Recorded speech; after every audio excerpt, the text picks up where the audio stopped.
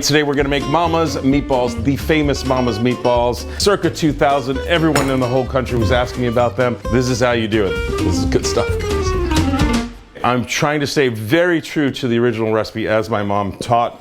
The 3-meat mix: beef, pork, veal. This is the classic mixture. If you have an issue with any of these meats, just don't use them, okay? But you could also debate it in the comments if you want to. That's always fun. It's a half an onion and a clove of garlic, which we are going to process in the blender. Some parsley, fresh Italian parsley. Chicken stock adds moisture, just makes everything much more tender and delicious and melt in your mouthy.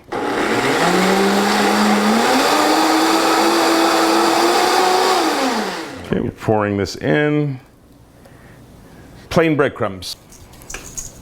Parmigiano Reggiano, the real stuff, very important. You use the real stuff. If it's in a green can, it's not the real stuff.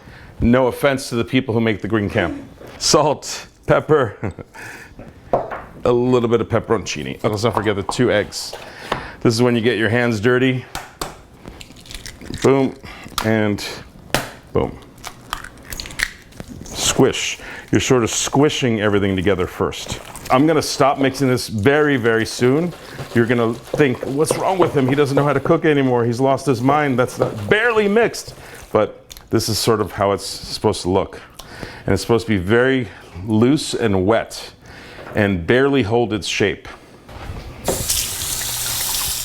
All right, seasonings. And I don't wanna wash my hands again, okay?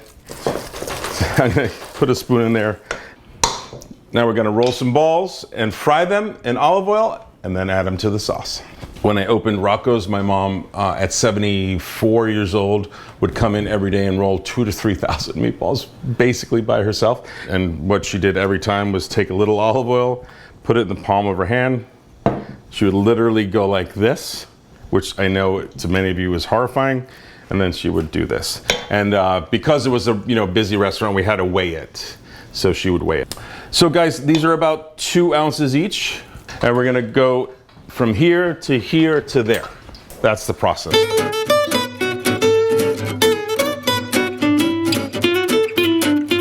To fry or to bake in the meatball world.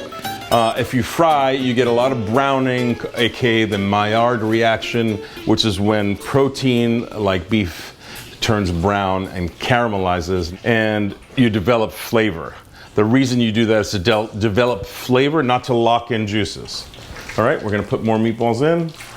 The goal of this piece of the puzzle is to simply brown the exterior. They're gonna fully cook in this sauce.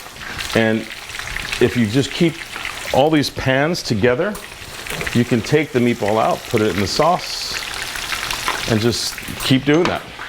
And the olive oil is gonna stick to the meatballs. It's gonna end up in the sauce, which is gonna help flavor the sauce quite a bit. All right, see how they're all brown?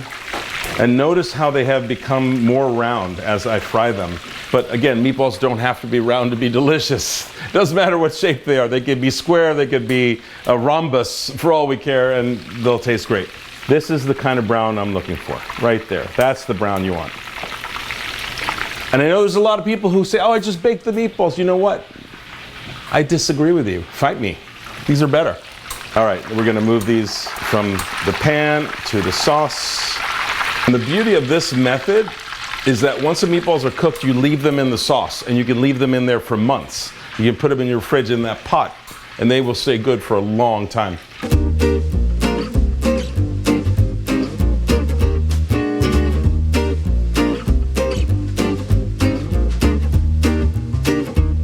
Look how easily these just split.